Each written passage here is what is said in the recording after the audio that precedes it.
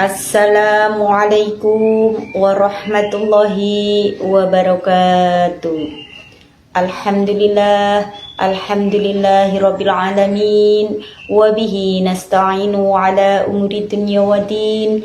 Wa ala alihi wa sahbihi ajma'in. Asyhadu an la ilaha illallah al-malikul haqqul mubin. Wa asyhadu anna muhammadan abduhu wa rasuluh shadiqul wa'dil amin.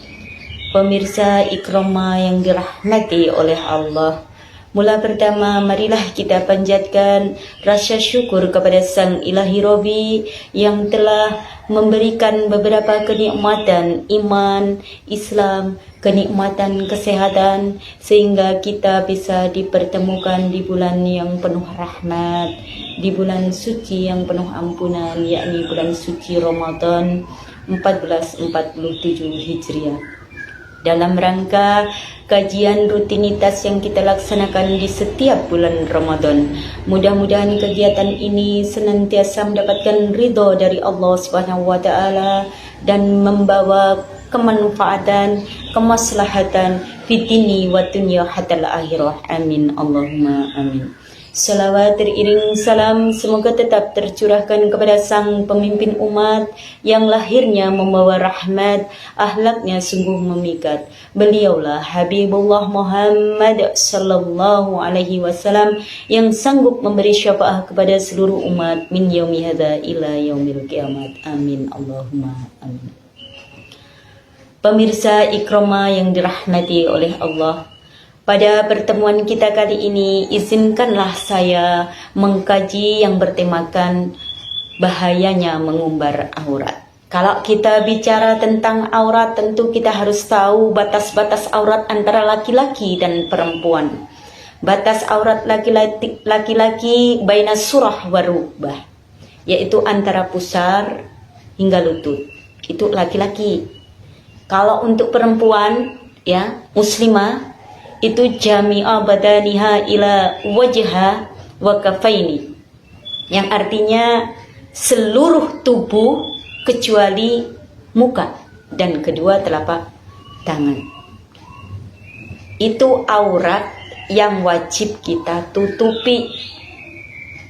Sedangkan perintah Allah beserta Rasulnya itu ada diterangkan di dalam Al-Quran yang berbunyi, A'udzubillahi minasyaitonirrajim, Bismillahirrahmanirrahim.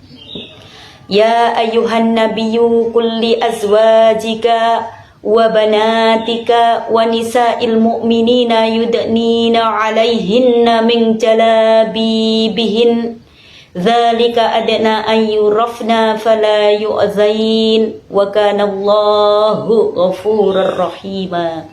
Yang artinya, wahai nabi-nabi, katakanlah kepada istri-istrimu, anak-anak perempuanmu dan istri-istri orang mukmin, hendaknya mereka menutupkan jilbabnya ke seluruh tubuh agar mereka lebih mudah dikenali, sehingga mereka tidak akan diganggu, karena sesungguhnya Allah Maha Pengampun lagi Maha Penyayang. Surat Al-Ahzab ayat 59. Dalam hadis Nabi juga diterangkan, Bismillahirrahmanirrahim, inna nuhina ang turo auratuna, yang artinya sesungguhnya kita dilarang menampak-nampakkan aurat kita. Hadis riwayat Imam Ahmad. Jadi menutup aurat hukumnya wajib. Selain perintah Allah, itu ada tujuannya. Menutup aurat itu bertujuan untuk menjaga diri kita, kehormatan kita dari segala macam hal bahaya yang bisa mengancam keselamatan kita. Jadi itu tujuan utama menutup aurat. Di dalam hadis Nabi yang diriwayatkan oleh Imam Muslim, itu ada 2 golongan penghuni neraka yang belum pernah aku lihat, kata beliau Nabi. Siapa? Wanita-wanita yang berpakaian tetapi hakikatnya telanjang. Artinya memakai pakaian yang begitu tipis, yang belum jadi, yang mini, ya you can see. Nah itu. Dan melenggok-lenggokkan kepala mereka. Kepala mereka seperti punuk unta yang miring. Ya. Mereka tidak akan masuk surga dan tidak mencium aromanya. Hadis riwayat Muslim.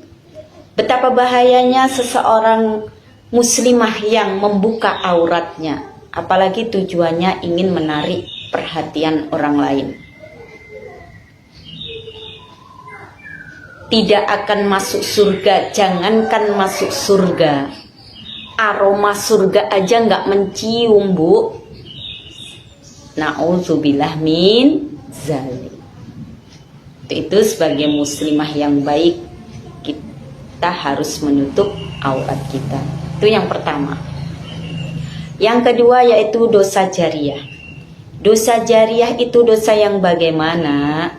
Dosa yang terus mengalir, apalagi zaman sekarang. Ini maksudnya zaman sekarang kan musim medsos tuh, ya, dikit-dikit selfie diunggah lah di Facebook, di TikTok dan lain-lain. Nah, ketika kita mengunggah gambar kita yang tidak menggunakan hijab, artinya membuka aurat kita, dan kemudian gambar kita ditonton oleh orang-orang yang bukan mahram kita, selama itu pula dosa kita mengalir. Na'udzubillah, Ibu. Jadi kita harus hati-hati menggunakan medsos. Apabila kita ingin mengunggah, itu unggahlah dengan berpakaian yang baik, menutup aurat yang baik, dan berhijab.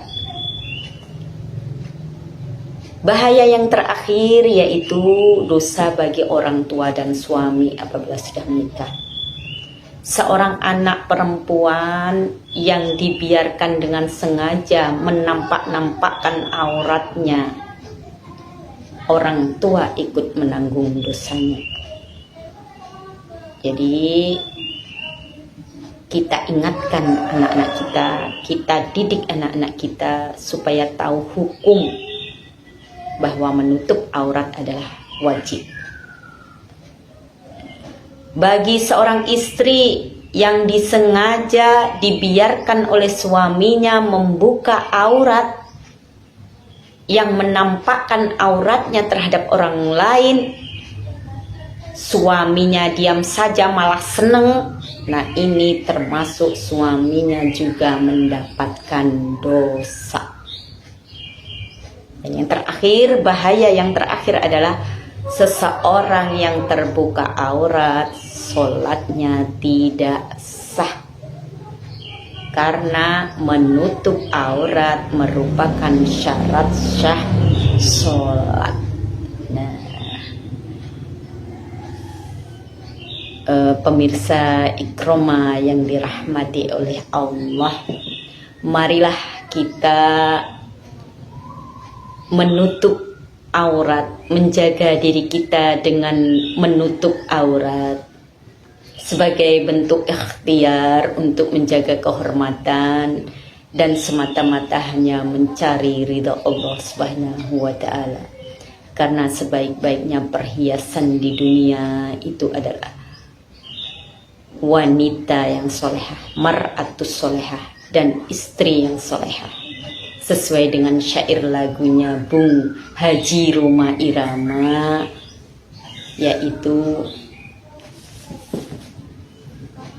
setiap keindahan yang tampak oleh mata, itulah perhiasan